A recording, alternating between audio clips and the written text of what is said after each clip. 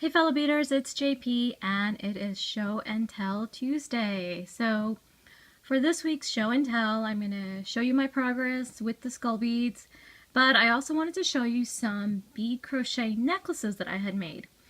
I think the last Show and Tell I showed you some of my bead crochet bracelets. So this time I'm showing you some necklaces. So here I have a teal and silver necklace, and it is made with all 11 O's, and I've got a little Swarovski crystal at the end and a lobster claw clasp, and it's just a very simple design with I believe it's like a 5-in-1 rotation, so 5 of the turquoise beads and 1 of the silver beads. I did kind of a similar, except this time I've got a straight line, so this is red and silver. And I purchased these beads from a bead artist, a lampwork bead artist. So these are lampwork beads here.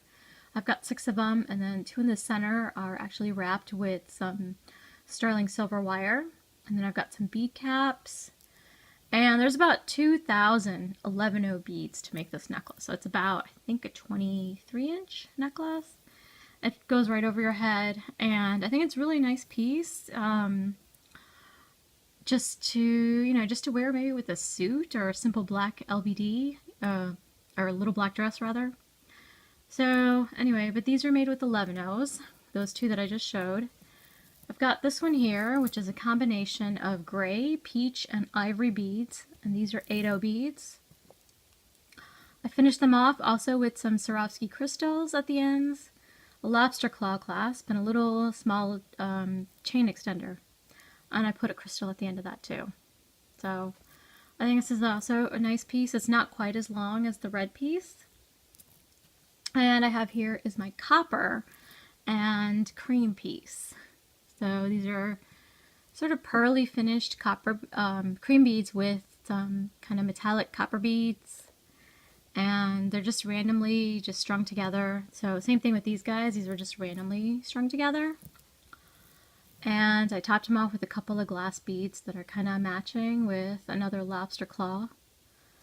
And anyway, I'm kind of hoping that these necklaces would inspire some of you beaders to try bead crochet. It's actually one of my favorite techniques. As you can see, I think I've shown you quite a bit of bead crochet stuff, but I think this is the last of it, so you might not see any more for a little while. Okay, so let me show you what I've been working on as far as the skull beads go. Here's some of the skull beads. And so one of the things I made is this ring. So I made this sort of, I bezeled the ring with peyote, and then did a kind of a lacy pattern once I got the bezel made. Put some silver beads on the outside and some rondelle, so it's all 11-O seed beads, and just the rondelle beads that are here. And on the back, the band is all peyote. And you can see I kept it open. I didn't even close off the bezel. But I think it makes kind of a fun ring to wear on Halloween. So I got my little skull ring. So definitely something you guys should try if you take a look. It's a nice lacy pattern. It looks pretty cool, I think. Anyway. So the other thing I'm going to make is probably a bracelet with some of the other beads. And I might even make a couple more rings with in a different colorway.